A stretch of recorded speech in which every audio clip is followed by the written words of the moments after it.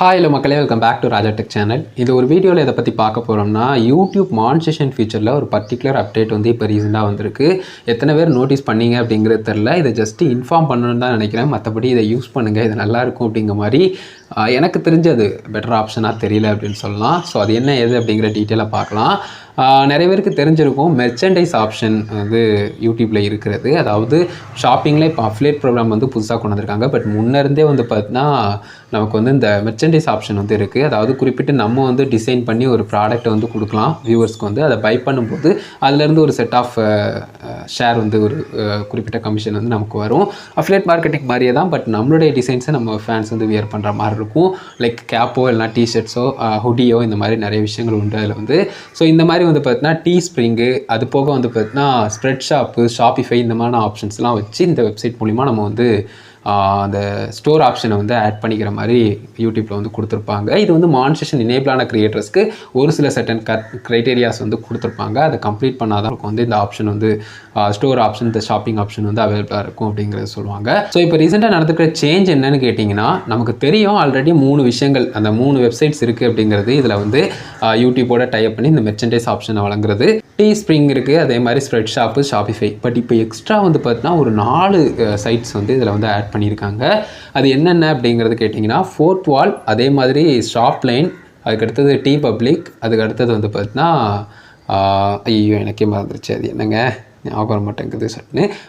WIXன்னு சொல்லிட்டு விக்ஸ்ன்னு சொல்லிட்டு ஒரு பிராண்ட் வந்து இருந்துச்சு. ஸோ இந்த மாதிரி வந்து பார்த்தீங்கன்னா ஒரு 4 வெப்சைட்ஸ் வந்து கொடுத்துருக்காங்க. ஸோ இது 4மே வந்து பார்த்தீங்கன்னா இங்கே உள்ளவங்களுக்கு ஒத்து வர்ற மாதிரி இல்லை. சேம் இதுக்கு முன்னாடி பார்த்த டீஸ்ப்ரிங்கு, ஸ்ப்ரெட் ஷாப் மாதிரியே தான் வந்து பார்த்தீங்கன்னா இருக்குது அப்படின்னு சொல்லலாம். விலையும் வந்து பார்த்தீங்கன்னா நமக்கு வந்து இந்த 1000க்கு மேலே 2000க்கு மேலேங்கிற மாதிரி தான் இருக்குது. ஒரு 600 700 அட்லீஸ்ட் அந்த மாதிரி ஒரு 800 அந்த மாதிரி கொடுத்தா கூட ஓகேங்களாம். நிறைய பேர் பை பண்ண சான்சஸ் இருக்கும். அது வந்து மற்ற கண்ட்ரீஸ்க்கு எப்படி இருக்குமோ என்னமோ தெரில. பட் நம்ம ஆடியன்ஸ் தானே நம்ம நோட் பண்ணுவோம் பெருசாக வந்து. ஸோ அப்படிங்கிறப்போ கொஞ்சம் வருத்தமாக தான் இருக்குது இந்த ஒரு ஆப்ஷன்ஸ்லாம் கொடுக்குறது. பட் தெரிஞ்சுக்கோங்க, ஜஸ்ட்டு வந்து நிறைய பேர் நோட்டீஸ் பண்ணாமல் கூட இருக்கலாம். நோட்டீஸ் பண்ணாதவங்க ஜஸ்ட்டு இப்போ நோட்டீஸ் பண்ணியிருப்பீங்க அப்படின்னு நினைக்கிறேன். செக் பண்ணி வேணாலும் பார்த்துக்கோங்க.